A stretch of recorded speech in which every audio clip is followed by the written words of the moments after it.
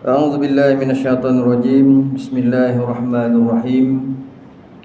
Assalamualaikum warahmatullahi taala wabarakatuh. Naftatihu jalsatana fi hadhihi lailati syarifatil mubarakah bi qiraati samul masani al-Fatihah. A'udzu billahi minasyaitonir rajim. Bismillahirrahmanirrahim.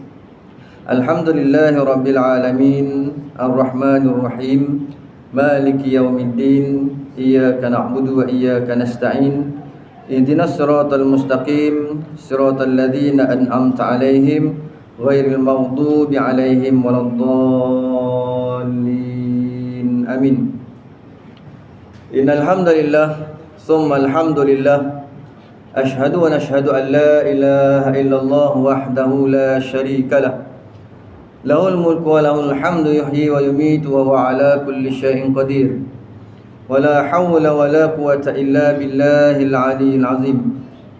Allahumma salli wa sallim ala sayyidina wa habibina wa rasulina al-mustafa sayyidina Muhammad Rasulullah sallallahu alaihi wasallam, khatamun nabiyyin wa imamil mursalin, wa ala alihi wa ashabihi wa man da'a bi da'watihi ila yaumiddin.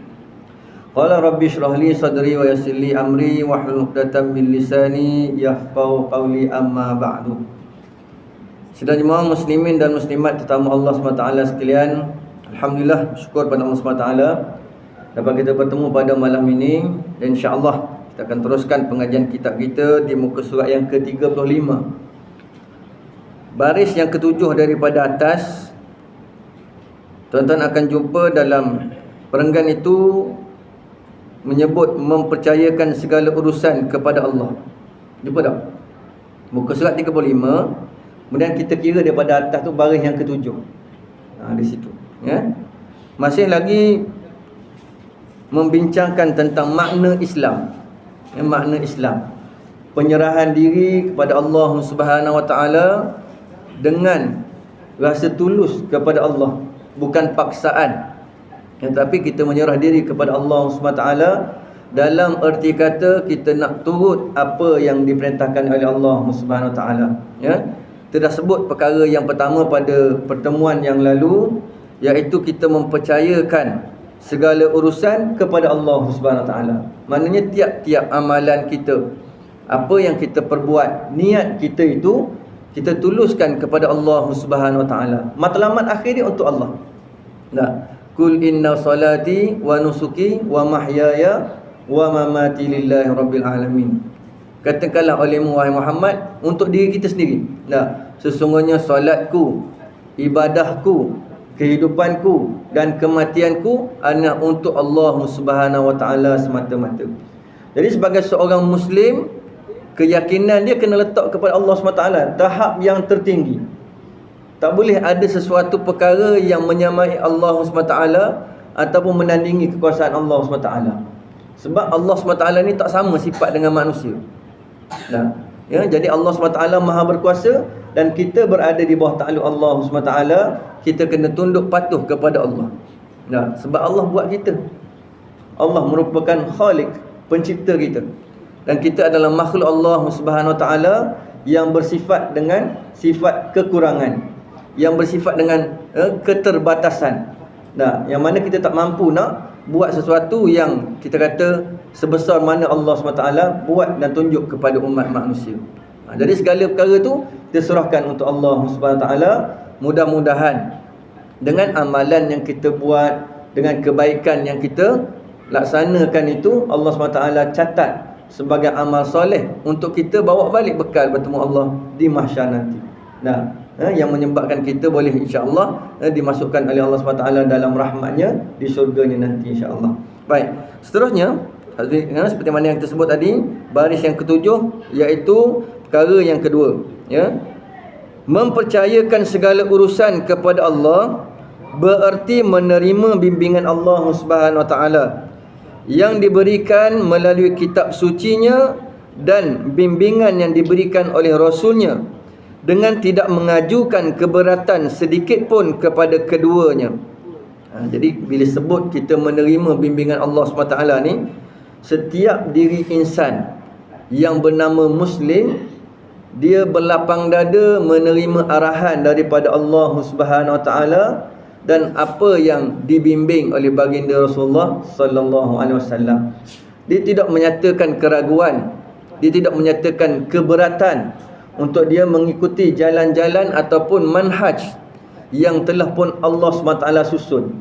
Kita hidup atas muka bumi ni, Allah SWT susun dah perkara yang kita kena laksanakan sebagai seorang Muslim, untuk membezakan di antara seorang Muslim yang beriman kepada Allah SWT dengan seorang kafir. Itu je. Nak jadikan Muslim ni sebenar-benar Muslim yang boleh ikut panduan Allah Subhanahu Wa Taala di atas muka bumi ini. Lalu Allah Subhanahu Wa Taala mengutuskan para rasul. Para rasul ini merupakan petunjuk-petunjuk daripada Allah Subhanahu Wa Taala untuk menyampaikan pengajaran-pengajaran daripada Allah. Semua itu untuk kebaikan umat manusia. Bila kita kata saya bersetuju untuk mengikuti syarat-syarat yang telah ditetapkan. Kalau kita kata kita kerja, tak kira lah di mana pun kita bekerja, ada syarat yang majikan kita letak. Sebelum kita sign tu, kita baca tu, ujung sekali, saya bersetuju. Kalau setuju, turunkan tanda tangan. Kalau tak setuju, jangan turun tanda tangan. Itu untuk urusan manusia. Betul tak? Tapi sekarang ni urusan Allah Subhanahu Wa Taala.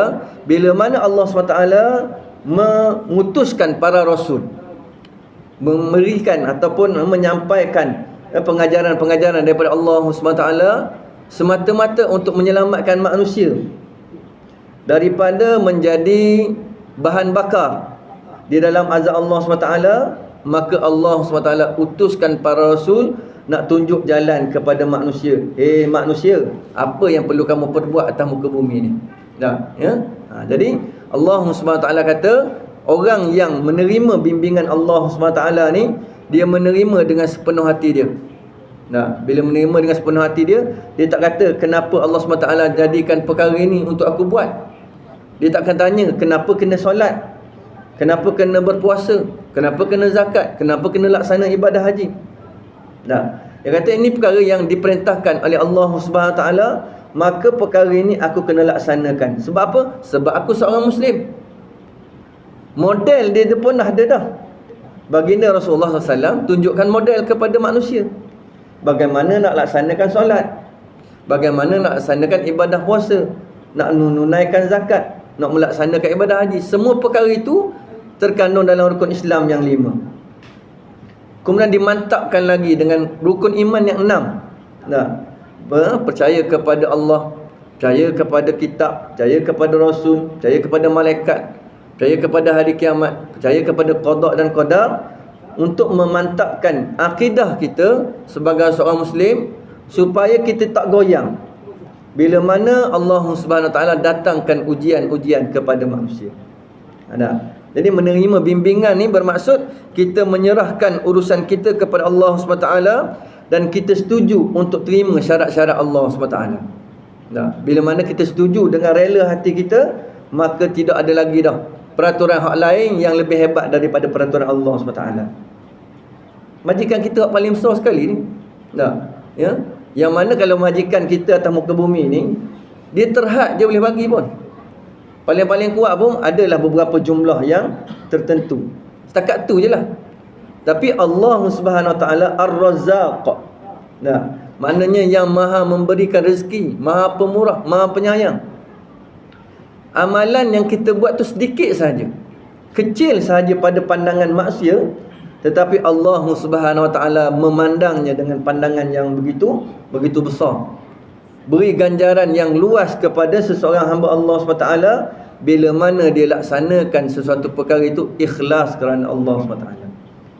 Perkara itu biasa je. Tetapi dibuat kerana Allah SWT, niat untuk dapatkan keredaan Allah, Allah akan bagi ganjaran. Banyak mana ustaz? Wallahu a'lam. Itu kerja Allah. Urusan kita, kita buat amalan. Urusan kita, kita nak polish kita punya akidah kita. Nak bagi bersih, nak bagi suci, supaya tak ada dalam hati kita ni sesuatu perkara yang kita kaitkan. Hebat juga manusia ni. Brilliant dia, bijaksananya dia. ya, sehingga kita lupa untuk kita memuji Allah Subhanahu Wa Taala. Hak tu rugi. Yang pertama sekali, alhamdulillah, syukur kepada Allah Subhanahu Wa Taala. Allah yang jadikan. Kita dapat kesenangan, kita dapat kemewahan, kelapangan yang kita perolehi hari ni pun kerana Allah Subhanahu Wa Taala. Iradah daripada Allah. Allah berkehendak perkara itu. Kalau Allah tak berkehendak, macam mana sekalipun usaha yang dibuat oleh seseorang tak menjadi juga. Apatah lagi sekiranya seseorang itu jauh daripada Allah SWT. Walaupun perbuatan dia dapat buat apa yang dia nak. Makin dia jauh daripada Allah, makin pula dia dapat nikmat. Itu bukan nikmat sebenarnya tu. Peringatan daripada Allah SWT. Jaga-jaga. Kalau awak tak pusing balik, tak turn in balik, maknanya kamu akan berada dalam keadaan kesesatan yang akhirnya nanti bila mana Allah SWT cabut nyawa kita dalam keadaan kesesatan, kerugian. Nak balik bertemu dengan Allah SWT, banyaknya amalan-amalan yang tak aku buat. Maknanya yang kita patut buat tu kita tinggal. Jadi rugi. Jadi Allah SWT kata, kalau kita orang yang beriman, percayakan sesuatu urusan tu kepada Allah SWT. Allah beri bimbingan kepada kita. Allah turunkan Al-Quran kepada baginda Rasulullah SAW, bukan untuk jadi pameran kepada kita umat akhir zaman hari ini, tetapi untuk dibaca, untuk difahami, untuk dihayati, dan kita mengamalkan isi kandungan Al-Quran. Mudah-mudahan dengan perkara tersebut kita rasa seronok bila mana kita beribadah kepada Allah Subhanahu Wa Taala.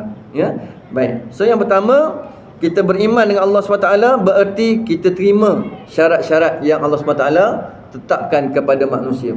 Yang kedua tadi, kita menerima bimbingan yang diberikan oleh Rasulullah SAW dan tidak mengajukan sedikit pun keberatan. Rasa beratnya lah, bapalah Rasulullah suruh aku semayang, kenapalah Rasulullah tak suruh aku ni buat-buat kerja yang lain daripada perkara-perkara yang agama ni. Cari nafkah hidup semata-mata. Patutnya Rasulullah buat gitu. Tapi mengapa Rasulullah SAW menganjurkan kepada kita untuk kita jangan lupa tanggungjawab dan kewajipan ini? Sebab Rasulullah nak didik kita. Di antara tanda orang-orang yang syukur kepada Allah Subhanahu Wa Taala, dia buat apa yang Allah Subhanahu Wa Taala perintah, dia tinggal apa yang Allah Subhanahu Wa Taala larang. Ini sifat orang Muslim yang membezakan di antara Muslim dengan orang yang tidak Muslim. Jadi orang Muslim ni, terutamanya khusus yang kita bincangkan pada malam ini, khas untuk orang Muslim. Nak jadikan kita ini seorang yang mantap dari segi iman kita kepada Allah Subhanahu Wa Taala, dan kita mempercayai perkhabaran yang dibawa oleh Rasulullah SAW.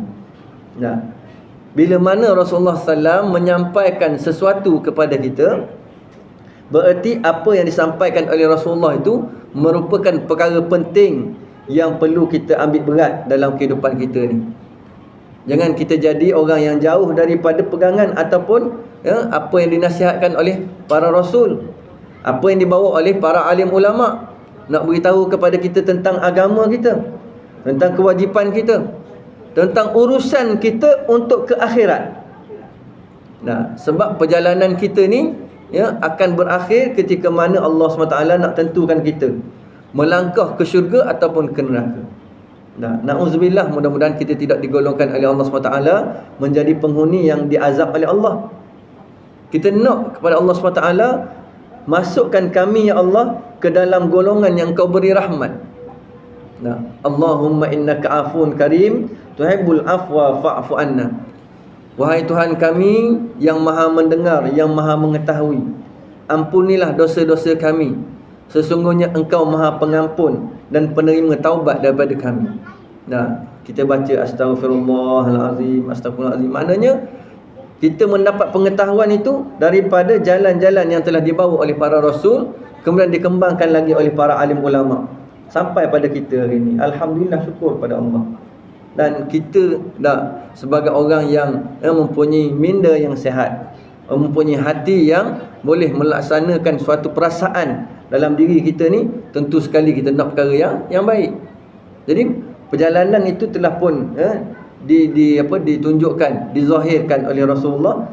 Maka kerja kita nak ikut Rasulullah, nak ikut jalan Islam, bukan jalan hak lain.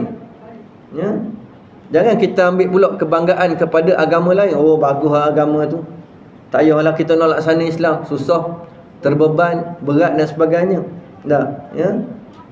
Disebut dalam Quran kan, ma anzalna 'alaikal qur'ana litashqa illa tadhkiratan liman yakhsha, surah Taha kan, ayat 2 dan ayat 3. Tidak aku turunkan kepadamu wahai Muhammad, iaitu Al-Quranul Karim, ya, untuk memberikan suatu bebanan kepada kamu. Tetapi Allah Subhanahu Wa Taala turunkan Al-Quran tadhkiratan liman yakhsha, merupakan peringatan-peringatan bagi orang yang takut kepada Allah Subhanahu Wa Taala. Pembacaan kita kepada Al-Quran, daripada Al-Quran itu kita cari pula tafsir, fahami maksud yang terkandung dalam ayat Al-Quran tersebut, barulah kita sedar banyaknya tanggungjawab kita atas muka bumi ini. Berbanding dengan usia yang Allah SWT kurniakan kepada kita ni, kalau nak kira dengan tugas tu, banyak lagi. Hak tugas formal kita tu, hak kita kerja tu lah. Tapi hak yang tak formal ni lebih banyak. Apa dia? Kewajipan-kewajipan kita sebagai seorang Muslim. Kita adakan waktu untuk kita baca Quran, kita sediakan waktu untuk kita mendengar majlis-majlis ilmu. Kita adakan suatu perkara yang baik untuk kita memantapkan iman kita, untuk mengukuhkan lagi silaturahim di antara satu sama lain. Berjemaah kita ni, bila mana kita laksanakan secara berjemaah, kita dapat rasa kebersamaan kita. Kalau orang beri pada kita, mu nak duit RM1 ke mu nak duit RM27? Orang yang waras dia kata, aku nak RM27 lah. Pasal apa? Dia lebih banyak nilai daripada satu. Kalau satu RM1 kena buat 27 kali baru dapat 27. Kalau solat berjemaah RM27 ataupun 27 kali ganda tu, sekali dapat je. Kalau banding dengan tadi, hak tadi 7 kali baru dapat 27. Ni kalau 27 kali 7, banyak mana dah tak kita boleh buat. Jadi ini seruan-seruan untuk kita sama-sama melahirkan rasa kecintaan kita, syukur kepada Allah SWT kerana Allah utuskan Rasulullah SAW untuk beri bimbingan kepada kita. Rasulullah tunggu kita ni. Allah SWT tunggu kita di alam mahsyar. Nak tunggunya hamba-hamba Allah SWT untuk Allah masukkan mereka yang beriman, mereka yang yakin ke dalam syurga Allah SWT. Tunggu dah. Cuma peringatan kepada kita yang hidup atas muka bumi ni, jangan lalai, jangan lupa. Usia kita ni makin hari makin hampir kepada penghujung. Dunia kita pun semakin hari semakin hampir kepada penghujung. Jadi kalau bahasa mudahnya, jangan galak sangatlah. Ya? Duduk sibuk ni tanya berapa hari bulan hari kiamat ni. Duk buat andaian kan. Ada orang buat andaian, sekian-sekian hari bulan berlakunya kiamat, sekian-sekian hari bulan berlakunya kiamat. Persoalannya tuan-tuan, apakah amalan kita sudah bersiap sedia untuk ke arah itu? Bekalan kita tu dah kita mantapkan? Iman kita tu kita dah pegang elok-elok? Ya? Sebab sebelum datangnya suatu fitnah yang lebih besar, mari dulu hak Dajjal ni. Dajjal mari kacau iman kita. Kalau mu ikut Islam, mu duduk dalam neraka. Kalau mu ikut jalan kafir, mu duduk dalam syurga. Jadi dia buat perkara yang bertentangan. Suatu perkara yang bertentangan. Dia tidak bawa suatu benda yang baik. Semua nak menggoda kita supaya kita ni kufur daripada Allah SWT.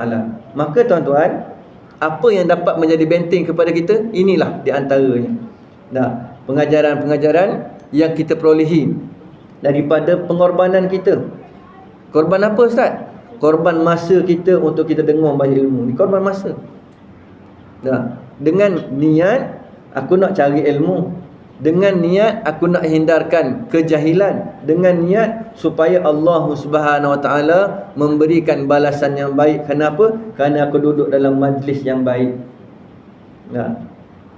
Mana tahu satu hari nanti inilah sahabat-sahabat kita, muslimin muslimat kanan kiri kita, yang menjadi sahabat kita di syurga nanti. Rasa pun pernah jumpa ni di tempat majlis-majlis ilmu dan sebagainya. Pasal apa? Allah kumpulkan, Allah himpunkan golongan yang beriman, golongan yang terkait hati dia dengan perkara-perkara kebaikan ini dalam syurga Allah Subhanahu Wa Taala. Nak tak? Orang waras dia kata nak lah. Kalau dok waras dia kata ikut pandai aku lah. Mu apa tahu? Tak? Apa tahu? Tak mahu terima suatu nasihat daripada agama balik awal. Tak? Orang kata go back early. Balik awal. Ustaz kan itu ya. Baik. Kemudian disebut selanjutnya, hanya Al-Quran dan Sunnah Rasulullah SAW sahajalah yang wajib diikuti dalam setiap masalah kehidupan. Ya. Sekali lagi, yang dapat dinamakan seorang Muslim hanyalah orang yang rela mengenepikan pemikiran sendiri, adat kebiasaan masyarakat dan dunia, serta nasihat-nasihat dari orang lain selain nasihat dari Allah dan Rasulnya. Okey, baik. Jadi ayat ni disebut kepada kita sumber rujukan untuk kita selesaikan permasalahan dalam kehidupan manusia. Perkara-perkara yang berkaitan dengan peraturan, undang-undang dan hukum hakam, yang utama untuk kita jadikan sumber rujukan Al-Quran. Kemudian yang keduanya As-Sunnah, itu sunnah Rasulullah SAW. Kalau dalam perkiraan fiqh tu disebut ada Al-Quran, ada Sunnah, kemudian ada ijma', ada qiyas. Kemudian ada tambah lagi, ada Al-Ara'. Al-Ara' ni bukan Arab tu. Al-Ara' ni bahasa Arab, maknanya pandangan-pandangan daripada sahabat dan sebagainya. Jadi sumber utama bagi seorang Muslim dalam dia nak menguruskan kehidupan dia tu, mesti letakkan Al-Quran yang utama. Nak cari macam mana nak cari penyelesaian dalam masalah-masalah. Dalam kitab tafsir kita boleh cari apa yang ada dalam Al-Quran tu. Kita cari. Sebab sekarang ni alhamdulillah Al-Quran sudah ditafsirkan dalam bahasa yang mudah kita fahami. Kalau kita mudah faham dalam bahasa Melayu, dah ada dah tafsir-tafsir, kita cari tajuk-tajuk yang berkaitan dengan apa yang berlaku. Dia letak dah tajuk yang ni berkaitan dengan bab yang berkaitan, contohnya perkara iman. Dia letak dah bab-bab yang berkaitan dengan iman, ayat-ayat yang berkaitan dengan iman. Tutup orang kata cari di situ. Cari dalam kitab tersebut, kemudian kita akan dapat pengajaran-pengajaran daripada Allah Subhanahu Wa Taala. Yang jadi masalahnya bila umat manusia yang disebut sebagai diri aku sebagai seorang Muslim, tetapi dia jauh daripada Al-Quran, hak tu kita risau, kita bimbang. Lebih banyak menerima ataupun mengambil rujukan daripada akal fikiran masing-masing sahaja. Kerana apa? Kerana kebijaksanaan, kerana keilmuan yang ada. Kemudian tak mahu terima dah nas-nas Al-Quran, tak mahu dah terima apa yang dibawa oleh sunnah baginda Rasulullah SAW. Apa yang menjadi ijma' ulama' pun ditolak dan dinafikan. Dan macam mana nak selesai masalah ni? Kita guna akal kita lah. Guna logik akal. Kalau urusan agama ni duk ikut pada logik akal, hak sesat barat pun kita ikut juga. Jadi bila sesat barat, yang jadi mangsanya masyarakat kita, kan? Orang awam yang baru nak belajar agama, tiba-tiba orang kata diutarakan dengan perkara-perkara yang mengelirukan. Jadi kucalana orang kata. Haru biru masyarakat pasal apa? Tak dapat suatu benda yang tepat. Jadi nak dapat hak yang tepat, mesti kita tengok suatu rujukan yang diambil dalam meletakkan keputusan. Yang pertama sekali Al-Quran. Kemudian yang kedua, sunnah baginda Rasulullah SAW. Sebab inilah dua di antara perkaranya yang menyelamatkan manusia daripada kesesatan. Taraktu fikum amraini lan tadillu in tamassaktum bihima, kitabullah wa sunnati rasulih sallallahu alaihi wasallam. Dua perkara yang aku tinggalkan kepada manusia. Bila mana manusia berpegang teguh kepada perkara ini, dia tidak akan sesat selama-lamanya. Lalu sahabat bertanya, apa dia ya Rasulullah? Maka baginda bersabda, yang pertamanya kitabullah, iaitu Al-Quranul Karim, dan yang keduanya sunnati Rasulih sallallahu alaihi wasallam, sunnah-sunnah baginda. Itu yang akan menjaga dan mengawal kita di saat pada hari ini berlaku pertembungan yang begitu dahsyat di antara keimanan dengan kekufuran. Nak ikut jalan mana ni? Nak ikut jalan keimanan ke nak ikut jalan kekufuran? Kita orang Islam ni, nak ikut jalan mana? Bila datangnya sesuatu perkara yang berkaitan dengan urusan agama, kita terima dan kita ikut, tunduk patuh kepada urusan agama tersebut. Alhamdulillah, orang berimanlah kita tu.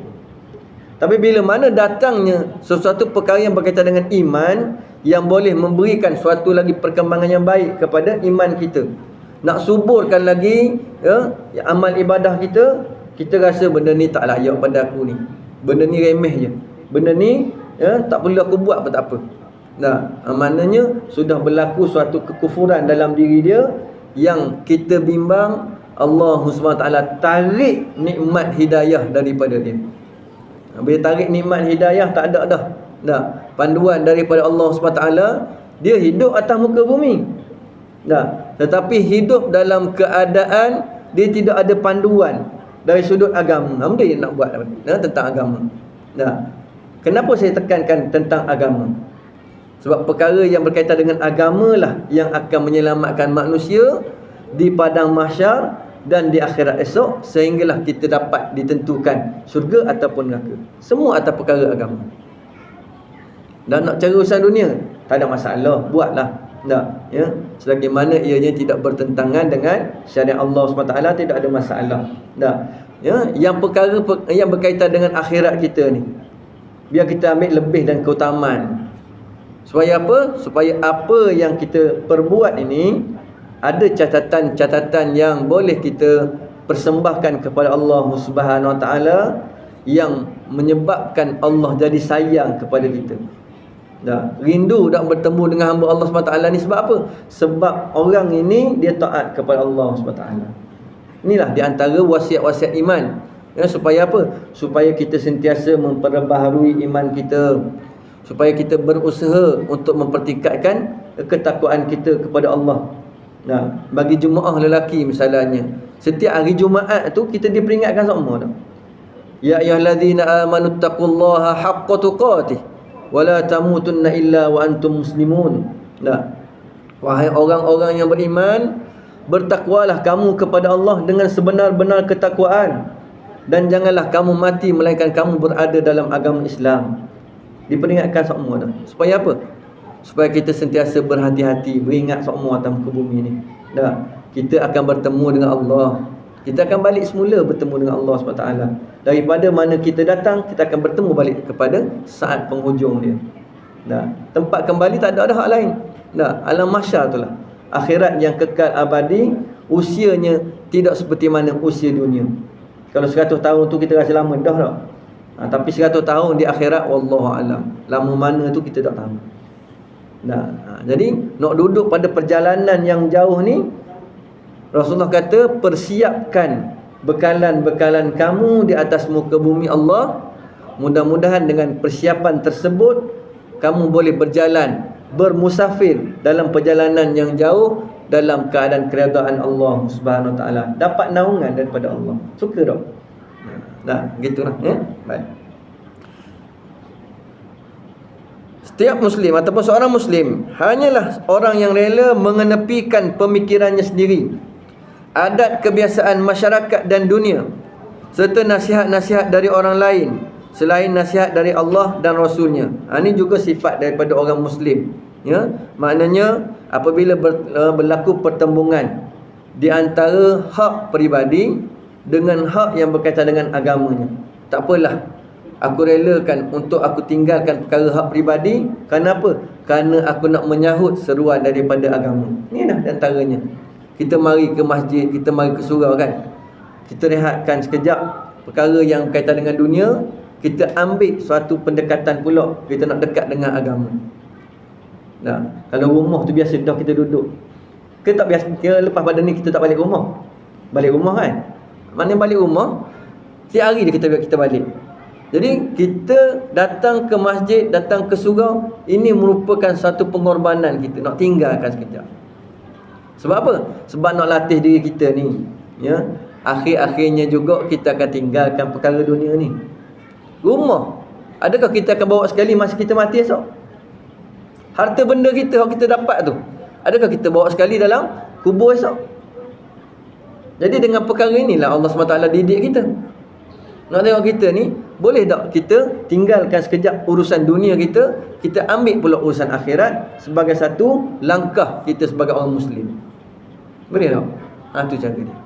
Didikan daripada Allah SWT nak bentuk diri manusia ni supaya manusia ni jaga dalam berada dalam keadaan yang sentiasa nak kepada kebaikan, ya. Tinggalkan adat kebiasaan masyarakat dan dunia. Dah. Ya, adat kebiasaan. Bila sebut adat ni disebut sebagai tata cara ataupun kita kata perilaku lah, ya.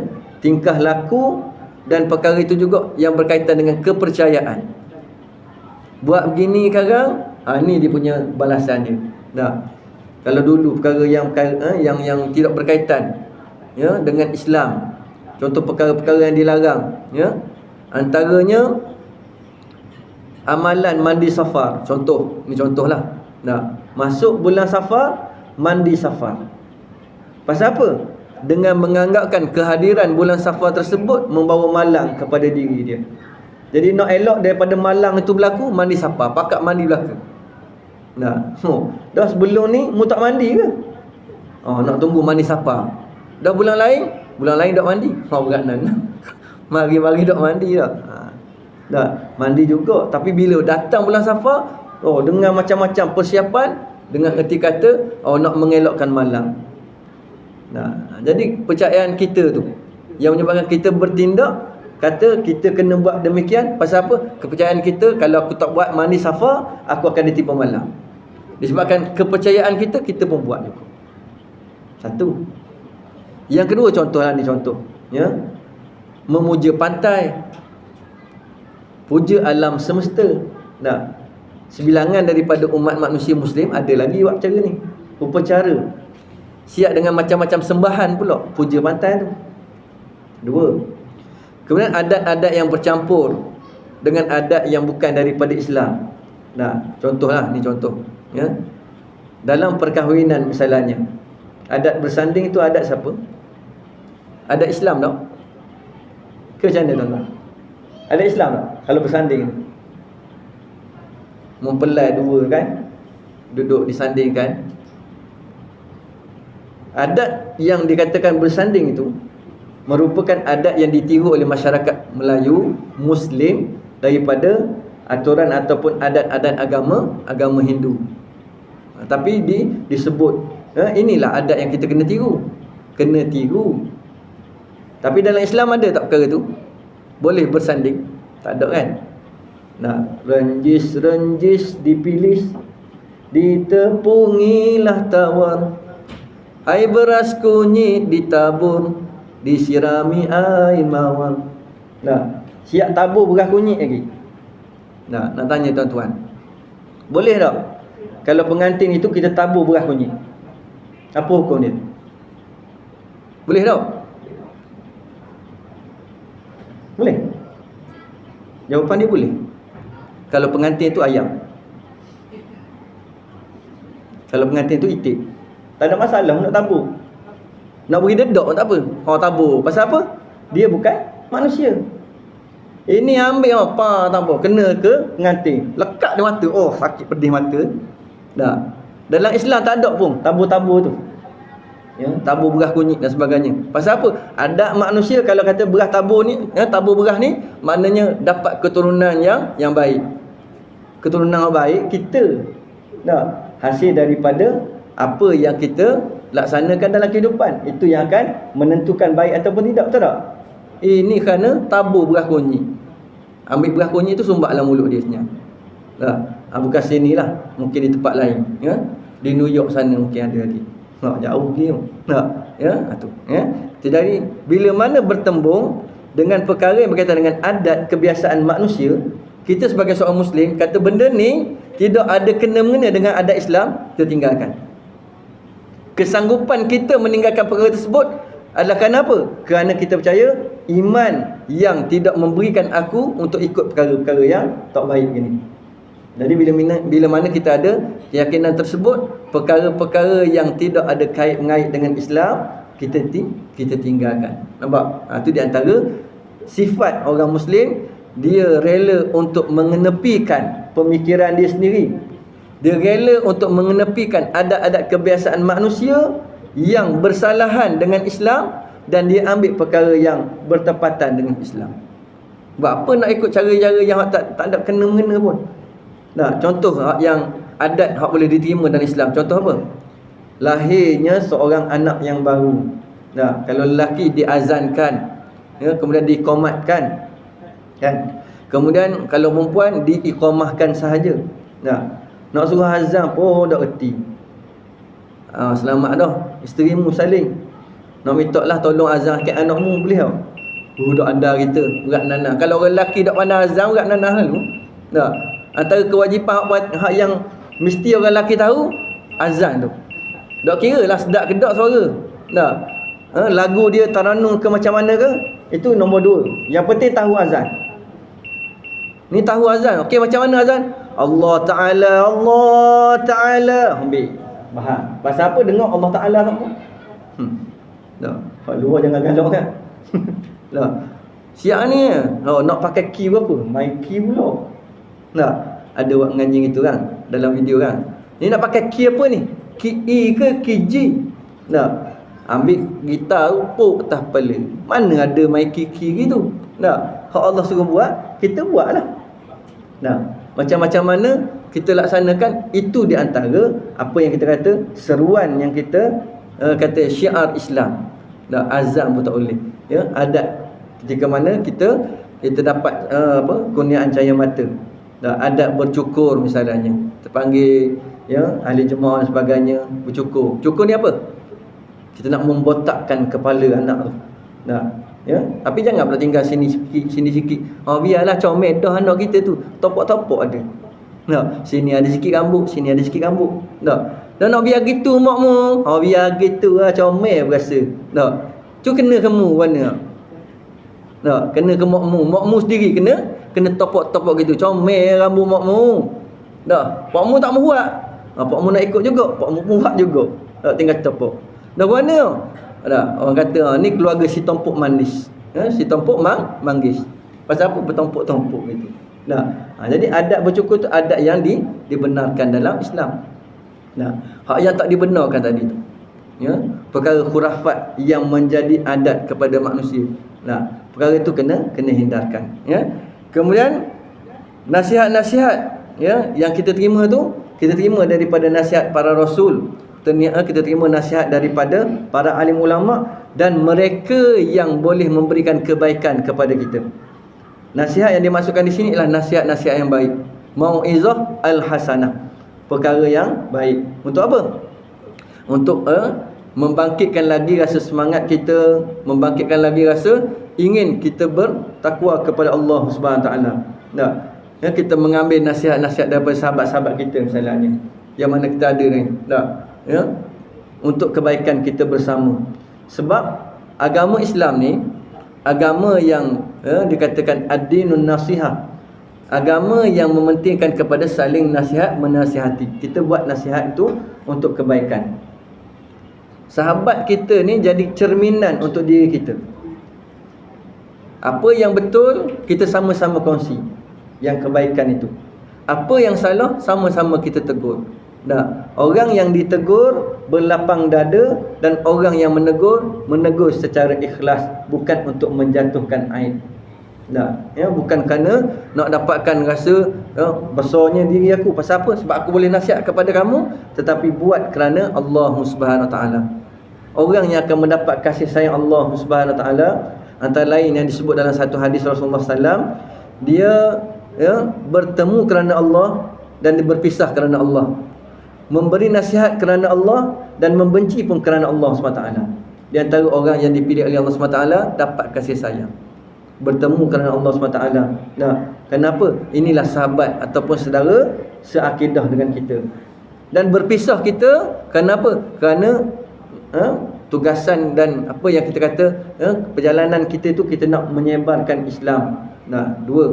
Kemudian kita beri nasihat. Nasihat yang baik itu dapat memberikan manfaat kepada orang yang orang yang menerima, dan orang yang menerima nasihat tadi juga dia akan berlapang dada dan dia sama-sama untuk beri kebaikan juga. Benci kerana Allah SWT. Benci kerana apa? Benci ke atas perbuatan ataupun perkara-perkara yang dikatakan menyimpang ataupun jauh daripada ajaran Islam. Saya tak suka kepada perkara-perkara maksiat. Saya tak suka pada perkara-perkara yang boleh menyebabkan lalainya manusia daripada mengingati Allah SWT. Jadi membenci kita itu kerana Allah SWT. Nah, bukan benci kerana apa? Bukan kerana kita ada sifat dendam kepada seseorang, tidak. Ya. Tapi benci kita kerana Allah SWT. Kenapa? Kerana inilah di antara iman kita kepada Allah SWT. Contoh, kita membenci kezaliman yang berlaku di bumi Palestin hari ini. Benci sungguh kat Zionis. Pasal apa? Dia menjarah ataupun mencederakan ataupun membunuh rakyat Palestin yang tak berdosa. Itu kita benci. Benci kerana Allah SWT. Dapat pahala tak? Dapat pahala lah. Itu di antara sifat-sifat yang kita kata boleh memberikan suatu kebaikan kepada diri kita. Right.